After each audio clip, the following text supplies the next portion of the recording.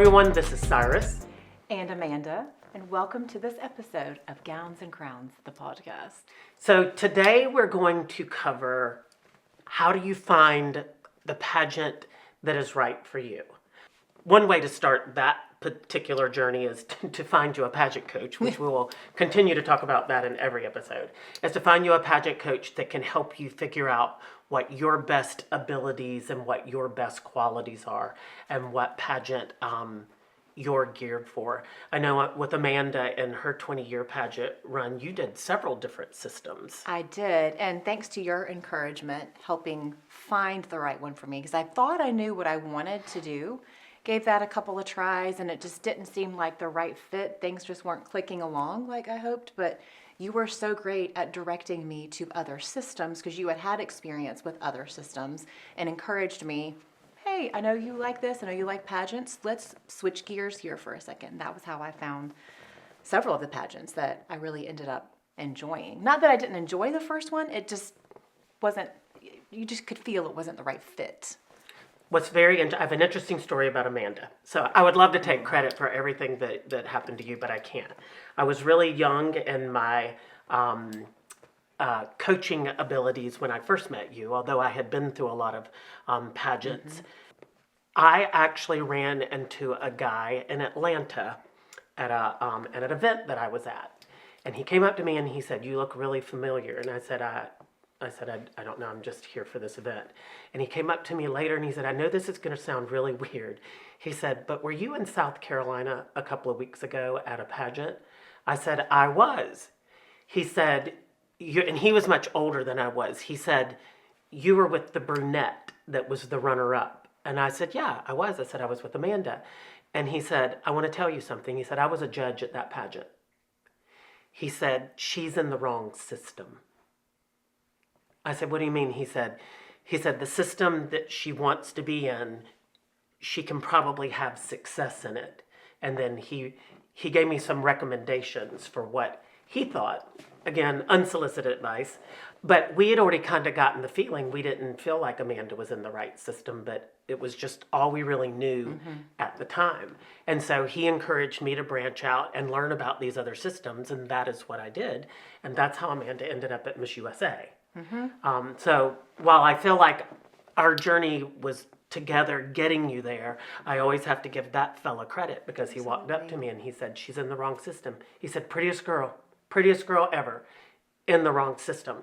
So what I learned very early in my coaching career is you have to figure out what's best about every contestant, but you also have to figure out what is it that they want to do. Right. Do they want a pageant that emphasizes talent, or do they want a pageant that emphasizes swimsuit, or do they want a pageant that emphasizes community service and platform, right, which I think is a really, really big deal now.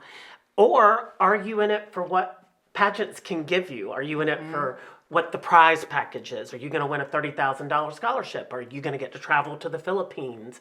Are you going to get to represent your country at an international pageant? Or are you going to get to be the queen of your high school? Right. You know, I think you have to find out what the girl's goal is also. High school pageants are a little bit different than the rest of the pageant world, in my opinion. But I do feel like that you have to figure out what your goal was. So when you first started out and you did your high school pageant, Amanda, and you knew you wanted to continue to pursue pageants, what was your first goal? When you looked at a pageant, what did you think you were looking for? I think, well, when I did Miss Sophomore, thankfully I had heard about you through word of mouth, but then I got to meet you in real life, which was amazing.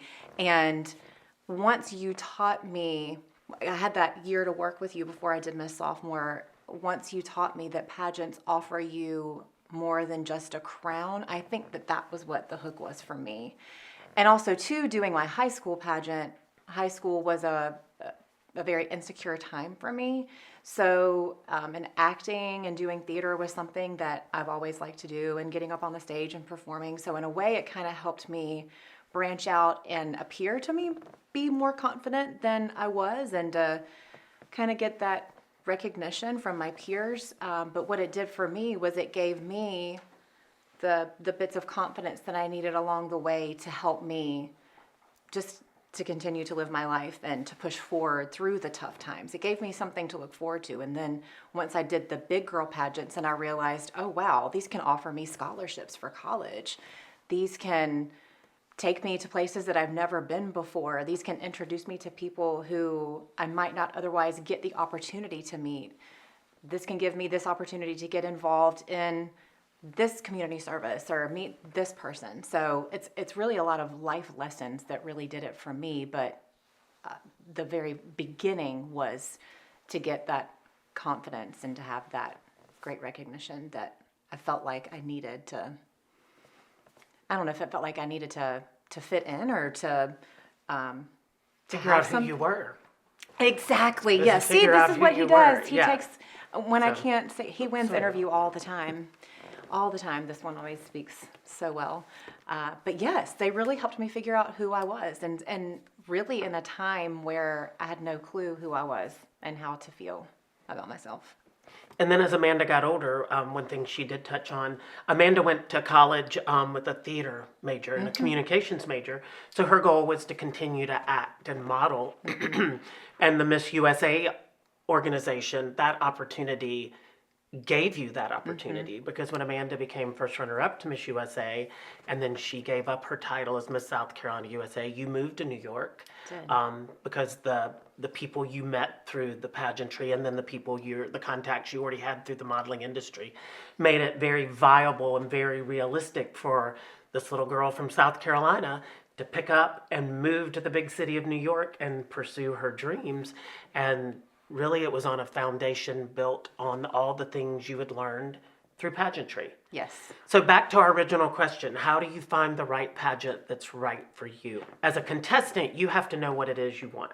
If you want to be the queen of your school,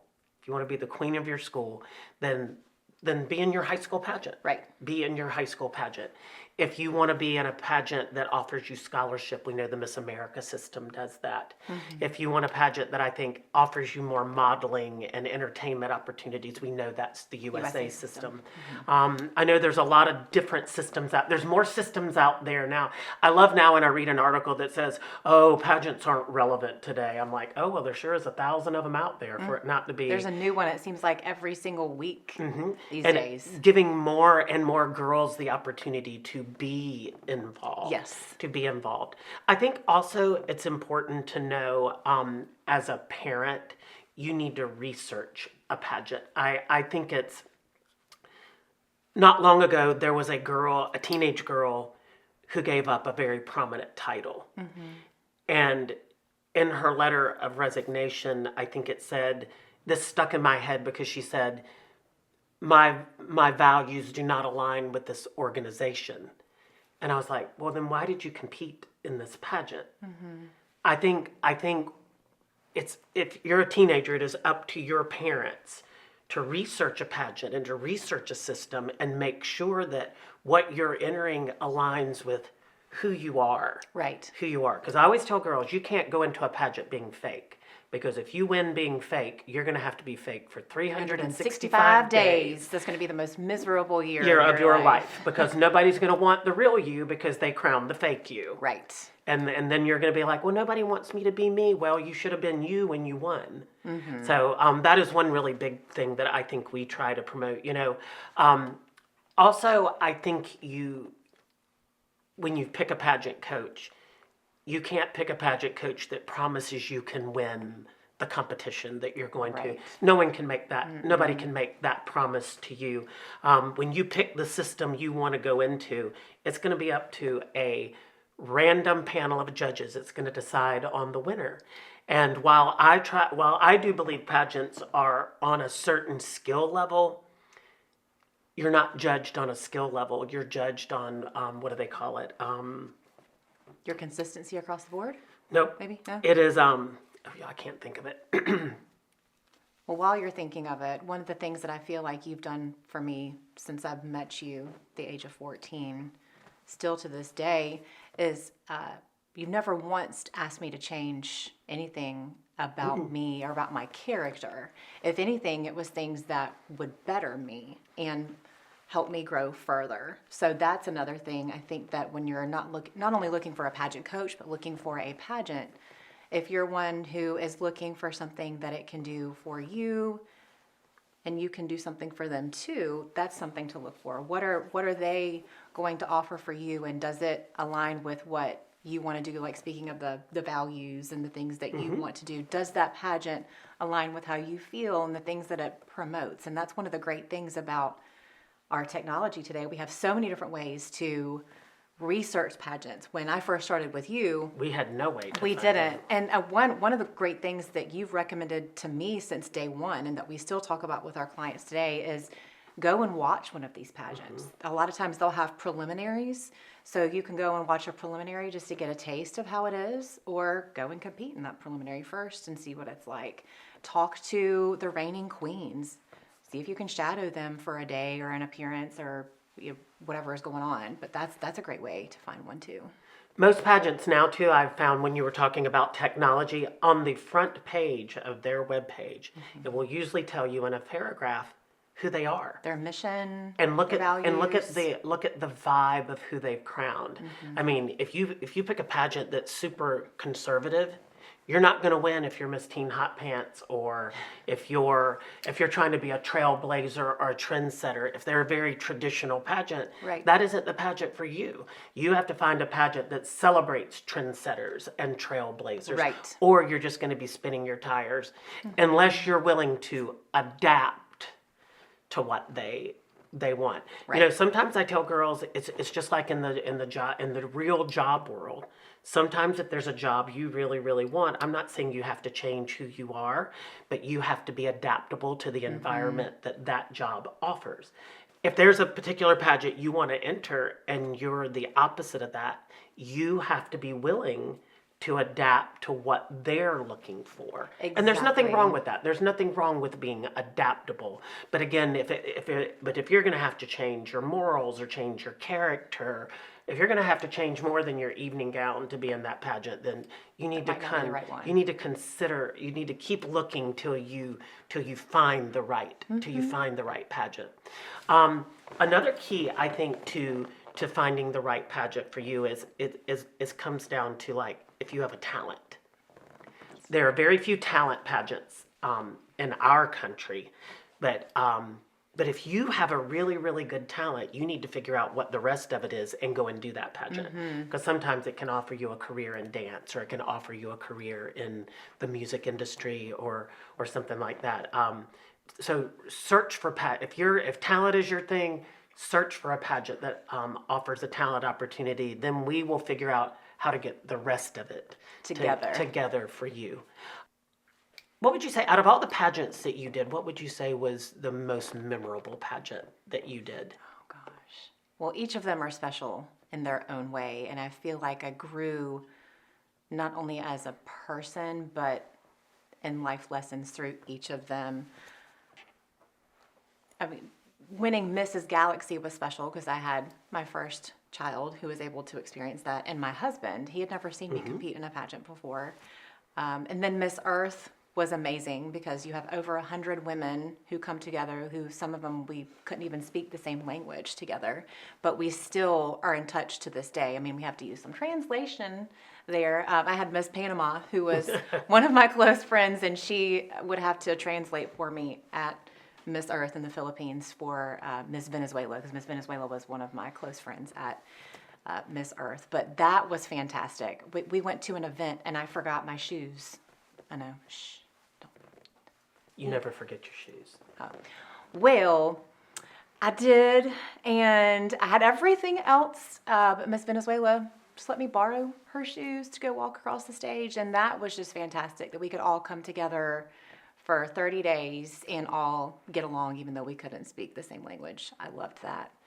And then Miss USA was fantastic just for that whole experience, and to be on the Kodak Theater stage where they have all these award shows. That was fantastic. And then holding Miss Newberry College.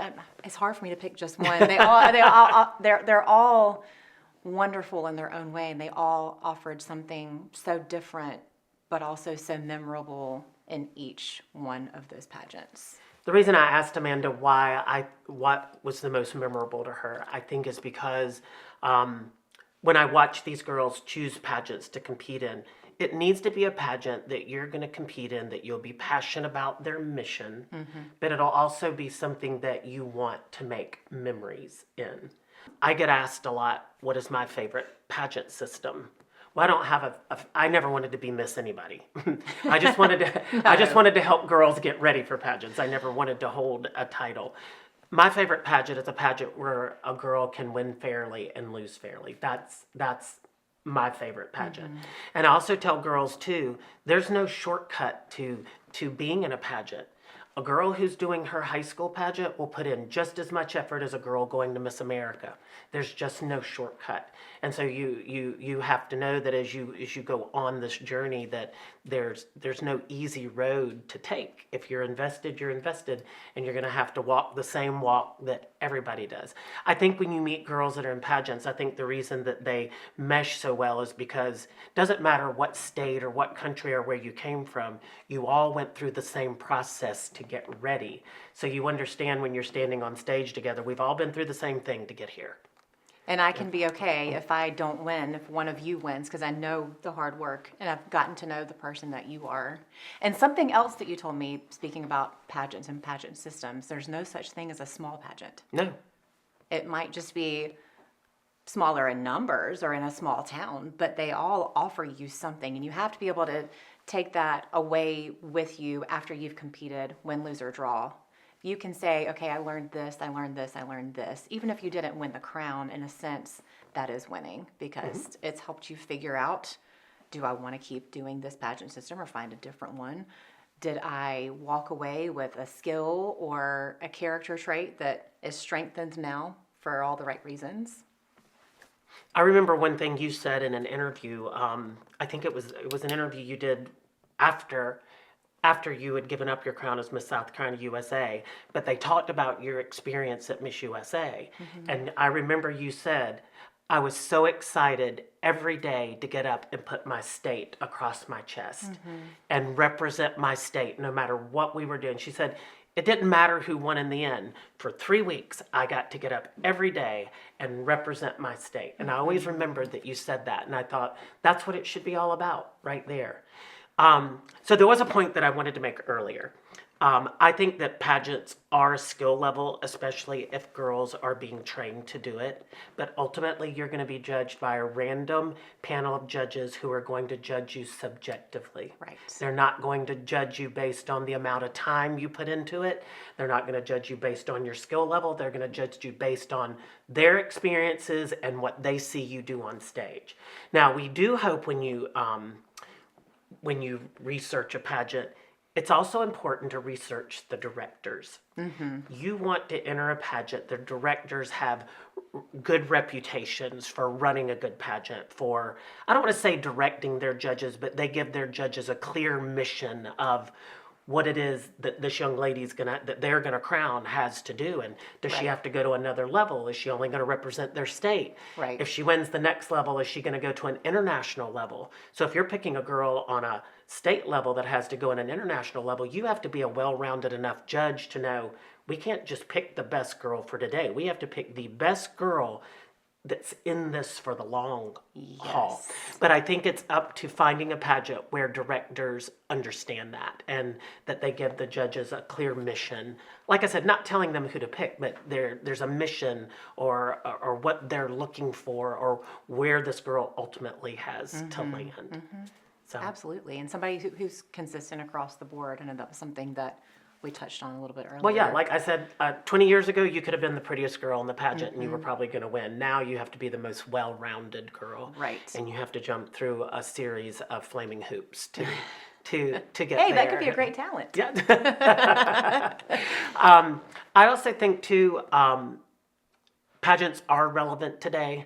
So whether you want to be your high school beauty queen or whether you want to be Miss Earth International or Miss America or Miss USA, start your journey by knowing who you are and what's important to you, and then do your research on pageants so that you can align yourself with a title that if you are lucky enough to win that crown, that you'll be proud and passionate to represent that organization for 365 days. Absolutely. And surround yourself with the best group of people. Who have your best interests. Yes. Well, that's it for us today. And like we always say, it's a world of beauty and a universe of possibilities.